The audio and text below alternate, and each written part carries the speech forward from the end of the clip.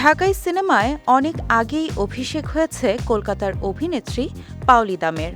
এবার আরও একবার বাংলাদেশের সিনেমায় নাম লিখিয়েছেন তিনি।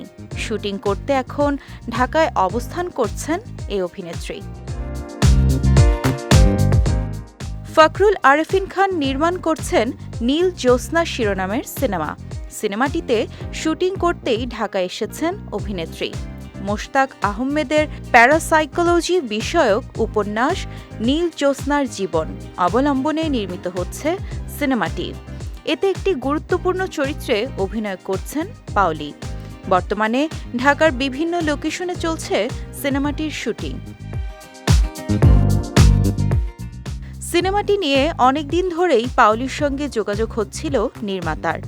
বিষয়টি নিয়ে দেশের সংবাদ মাধ্যমকে অভিনেত্রী জানান, এই কাজ নিয়ে নির্মাতা ফখরুল আরেফিন খানের সঙ্গে গত বছর থেকেই কথা হচ্ছিল। তিনি আমার সঙ্গে যোগাযোগ করে গল্প পাঠান এবং বইটির নাম বলেন।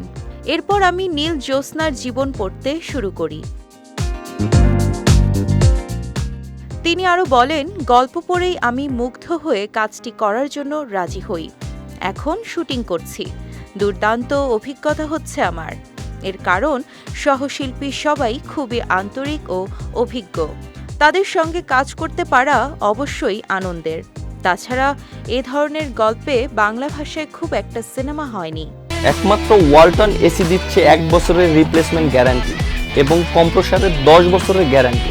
সিনেমাটিতে পাওলি ছাড়াও অভিনয় করছেন মেহের আফরোজ শাওন, তারিক আনাম খান, ইন্তেখাব দিনার ও FS9।